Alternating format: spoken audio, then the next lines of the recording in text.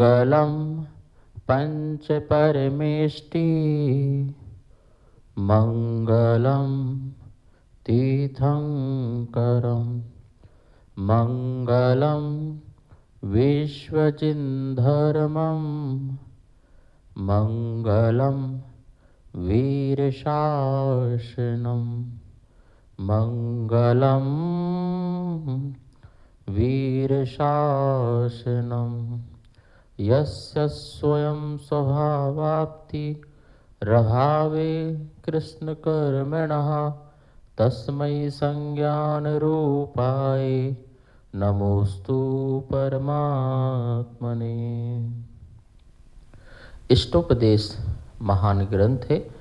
आचार्य पूज्यपाद स्वामी द्वारा यह लिखा गया है। 51 श्लोक हैं, संस्कृत भाषा में है।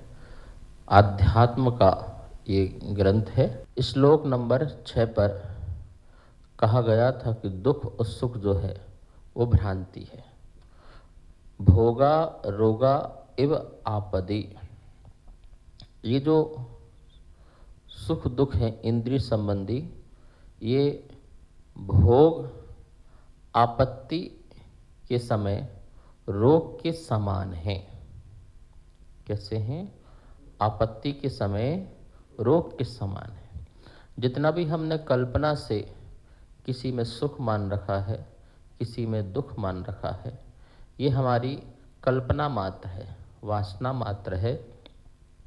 और जैसे रोग हो जाने पर व्यक्ति बहुत दुखित होता है, तो ये इंद्रिय के जितने भी भोग हैं, इंद्रिय के भोग सुख रूप भी होते हैं और दुख रूप भी होते हैं, ठीक है ना।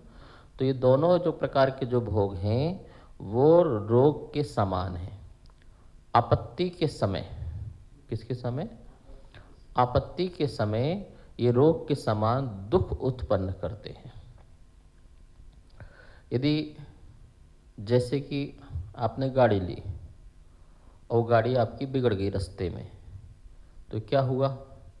वह आपको दुख देगा, वो कष्ट देगा, वो पीड़ा देगा। इसलिए कह रहे हैं कि इंद्रिय के जो भी सुख हैं दुख हैं, उसमें हमें किसी प्रकार की भ्रांति में नहीं फंसना चाहिए। इससे हमें ऊपर उठना चाहिए। धीरे धीरे पूज्यपाद स्वामी जो हैं हमें अपनी आत्मा की ओर ले जाएंगे। पहले हमें इंद्रियों के सुख दुख के बारे में बता रहे हैं और ये भी कह दिया जैसे शरीर में रोग हो जाता है तो काल आने पर यह जो रोग है हमें बहुत दुख देने लगता है। थोड़ा थोड़ा सा रोग बढ़ते बढ़ते बहुत बड़ा रोग बन जाता है, लाइलाज बीमारी बन जाती है जिसका कोई इलाज नहीं होता है, और वो दुख उत्पन्न करता है, व्याकुलता उत्पन्न करता है। ऐसे ही हमने जो वासना से, संस्कार से, कल्पना से जो भी इंद्रिय संबंधी अपनी धारणा बना रखी है वो भी हमें रोग के समान दुख देने लग जाता है। क्यों? क्योंकि उससे हम इतने जुड़ जाते हैं, तो जुड़ने के कारण हम उसको छोड़ना नहीं चाहते। फिर सोचते हैं कि ये है तो ठीक है, ये नहीं है तो फिर अच्छा नहीं है, और इसके कारण फिर हम दुखी हो जाते हैं और धीरे धीरे हमारे अंदर मोह उत्पन्न होने लग जाता है उस वस्तु के प्रति। किसी भी इंद्रिय की वस्तु के प्रति हमारा मोह जो है उत्पन्न होता है, और जब मोह उत्पन्न होता है तो ज्ञान को नष्ट करता है। मोह जो है हमारे ज्ञान को नष्ट करता है, अज्ञानता पैदा करता है, ठीक है। आज श्लोक नंबर 7, जो मोह से आवृत ज्ञान वस्तु स्वरूप को नहीं जानता। जिसका भी मोह से ढका हुआ ज्ञान है वो सच्चे वस्तु स्वरूप को नहीं जान पाता है। वो तो अपने अनुरूप ही वस्तु स्वरूप को जानता है। जो वस्तु जैसी नहीं है उसको वैसी मान लेता है, वस्तु जैसी है उसको वैसा नहीं मानता है। ये मोह का आवृत से ढका हुआ ज्ञान है। तो यहाँ पर 7वें नंबर का श्लोक का उच्चारण करते हैं। मोहेन मोहेन संवृतम संवृतम ज्ञानम स्वभावम लभते नहीं मत्तः पुमान् पदार्थानां यथा मदन को द्रवहि मोहेन संवृतं ज्ञानं स्वभावं लभते नहीं मत्तः पुमान् पदार्थानां यथा मदन को द्रवहि। एक एक शब्द का अर्थ देखिए। मोहेन मोह से, संवृतम आवृत, ज्ञानम ज्ञान, ही निश्चय से, स्वभावम स्वभाव को, लभते प्राप्त ना नहीं होता, यथा जैसे, मदन क्रोधरवहि नशीले कोदों के खा लेने से, मत्तः प्रमत्त हुआ, पुमान पुरुष, पदार्थानाम पदार्थों को नहीं जान पाता है। सीधी सी बात कह रहे हैं कि जैसे कोई व्यक्ति शराब को पी ले, मदिरा को पी ले, तो वह पत्नी को भी माँ कह देता है या माँ को भी पत्नी कह देता है। शराब में इतना मत्त हो जाता है, इतना मोहित हो जाता है, मूर्छित हो जाता है कि वो गलत को भी सही और सही को भी गलत समझ लेता है। यद्यपि वो कभी सही को सही भी कह सकता है और गलत को गलत भी कह सकता है, लेकिन निश्चित नहीं है कि वो सही को सही हमेशा कहेगा। वो सही को कभी गलत भी कहेगा, गलत को कभी सही भी कहेगा, क्योंकि वो मोहित है, मूर्छित है।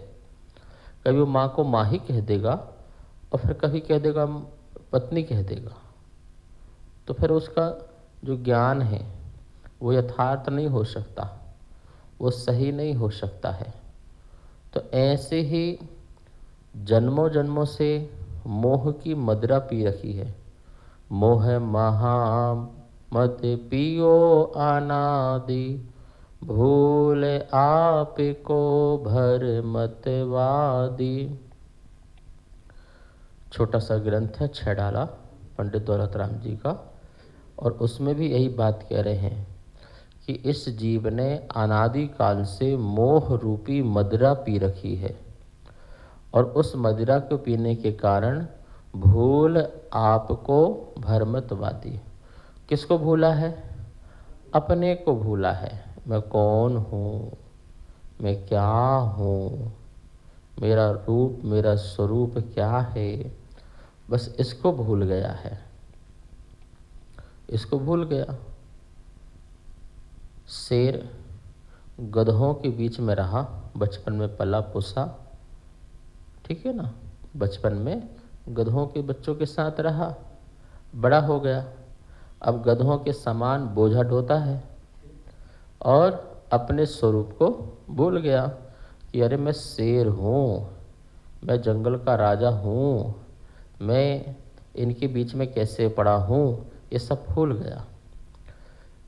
एक दिन किसी शेर ने देख लिया, जंगल के शेर ने, ये क्या कर रहा है गधों के साथ। मौका देख करके साइड में किया उसको और बोले पता है तू कौन है? बोले कौन है? इस पूरे जंगल का मालिक है। और गधों के साथ? बोले नहीं नहीं नहीं, मैं तो गधा हूँ। बोले तुम एक दहाड़ लगाओ मेरे कहने से। अच्छा, बोलो कैसे लगाना है? उसने लगाई दहाड़, तो उसने भी लगाई। जब उसने लगाई तो आसपास जितने गधे थे वो दुम दमा करके भाग निकले। अरे ये क्या हुआ?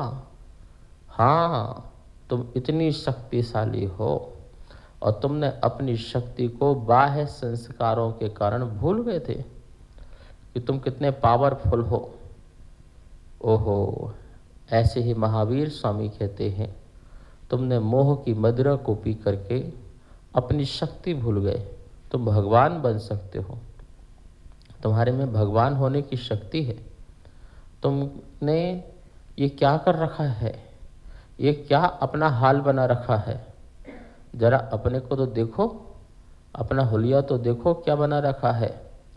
तुम अपने को कभी मनुष्य बोलते हो, कभी देव बोलते हो, कभी तिरंच बोलते हो, कभी नारकी बोलते हो।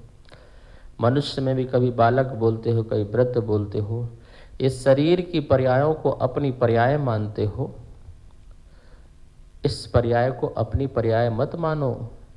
ये पर्याय क्षणभंगुर है, नासवान है, छूट जाने वाली है, शाश्वत नहीं है।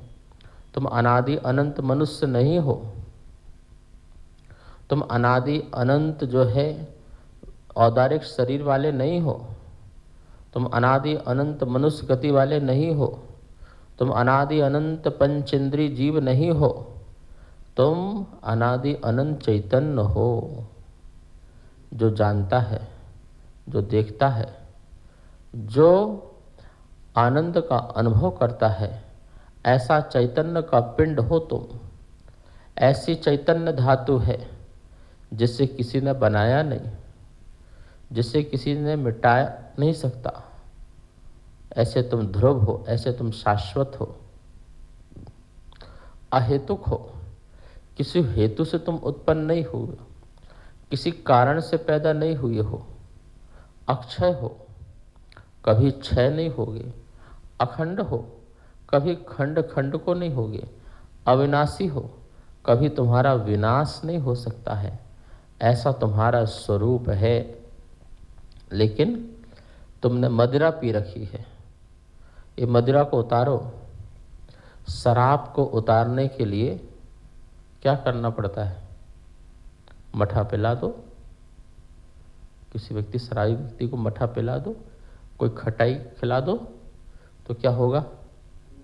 उसकी नशा उतर जाता है। ऐसे ही हमारे जीवन में जो मोह की मदिरा पी रखी है, उसको उतारने के लिए क्या करो?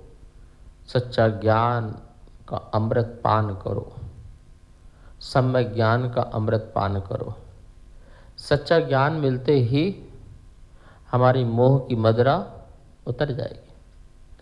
इस श्लोक के माध्यम से आप देखिए क्या बात कह रहे हैं। मोहेन संवृतम, मोह से संवृतम, अच्छी तरह से ढका हुआ। ज्ञानम, ज्ञान। स्वभावम लभते न ही निश्चय से, नियम से, यथार्थतः। स्वभाव को लभते न, स्वभाव को प्राप्त नहीं होता है। स्वभाव, निज भाव। मेरा निज भाव शुद्ध दर्शन, शुद्ध ज्ञान है, वो मेरा स्वभाव है। ऐसा स्वभाव को प्राप्त नहीं होता है जो जीव मोह से अपने ज्ञान को ढक लेता है। ज्ञान तो ज्ञान है, जानने का काम करता है। उसके इंद्रियों से जो भी प्राप्त होगा उसको वो जानेगा। लेकिन जानने में कैसा जान रहा है, ये मोह उसको दूषित करता है। जैसे जल है, उसको कीचड़ से वो दूषित हो जाता है। ऐसे ही ज्ञान भी मोह से, मतलब श्रद्धा से, उल्टी श्रद्धा से, संशय वाली श्रद्धा से, एकांत पक्ष वाली श्रद्धा से, विपरीत श्रद्धा से, अज्ञान श्रद्धा से वो दूषित हो जाता है। और दूषित होने के कारण वह ज्ञान फिर जैसी जगत में वस्तु है उसको वैसी ना मान करके, जैसी लोगों ने बता रखी है उल्टी सीधी, वो उसी को ही स्वीकार करता है। अपना कोई भी ज्ञान नहीं लगा पाता है, कुछ भी नहीं लगा पाता है। उसने कहा कि कि देखो यहाँ पर ऐसा करा दो, तुम्हारा ऐसा हो जाएगा, वैसा कर लो, ऐसा हो जाएगा। बस फिर वो उसी में लगता है। वो ऐसा मान के बैठता है कि संसार में किसी ने मुझे बनाया है, कोई मुझे बचाएगा, यदि ये नहीं किया तो वो मुझे मिटा देगा, मेरा सत्यानाश हो जाएगा, मेरा काम बिगड़ जाएगा, मेरा परिवार बिछड़ जाएगा, यदि मैंने ऐसी पूजा नहीं करी, ऐसा पाठ नहीं किया, ऐसा दान नहीं किया, ऐसा पुण्य नहीं किया। तो वो अपनी डोर जो है किसी और पर, किसी और के हाथ पर समझता है। वो जगत का, सृष्टि का कोई कर्ता धर्ता मानने लग जाता है कि उस जगत में मैं भी तो हूँ, तो मेरी आत्मा को बनाने वाला कोई है, मेरे जीवन को कोई बनाने वाला है और मिटाने वाला भी है। ऐसी जब गलत धारणा उसके अंदर बैठ जाती है तो फिर उस सच्चे मार्ग की ओर नहीं बढ़ पाता है, गुलामीगिरी करने लगता है। किसी को संतुष्ट करने के लिए, प्रसन्न करने के लिए वो अपना जीवन लगा देता है। लेकिन महावीर स्वामी कहते हैं तुम्हें किसी को संतुष्ट नहीं, अपनी आत्मा को संतुष्ट करना है, अपनी आत्मा को प्रसन्न करना है। तुम्हें किसी ने बनाया नहीं, तुम डरो मत। तुम्हें किसी ने कोई मिटा नहीं सकता है, तुम डरो मत, निर्भय हो जाओ। ये आत्म साधना निर्भयता की है। आत्म कल्याण निडरता से प्राप्त होती है, निष्प्रय होने से प्राप्त होती है। जगत का एक एक परमाणु स्वतंत्र है, जिसे किसी ने बनाया नहीं, कोई उसे मिटा नहीं सकता है। इसलिए तुम इस बात को अच्छी तरह से जान लो और इसे तर्क से, इसे युक्ति से भी समझो। मेरे कहने मात्र से नहीं, रिसर्च करके देखो, शोध करके देखो, खोज करके देखो और तुम्हें ये समझ में आ जाएगा कि मुझे किसी ने बनाया नहीं। तुम्हें मोह की मदिरा तुम्हारी उसी समय उतर जाएगी। कितना सुंदर ये छंद है, श्लोक है। इसमें अपन थोड़ा सा और भी बातें करेंगे। आज इतना ही। कार्यक्रम पाठशाला के पुण्यार्जक थे श्री दिगंबर जैन मंदिर, लोधी कॉलोनी, दिल्ली।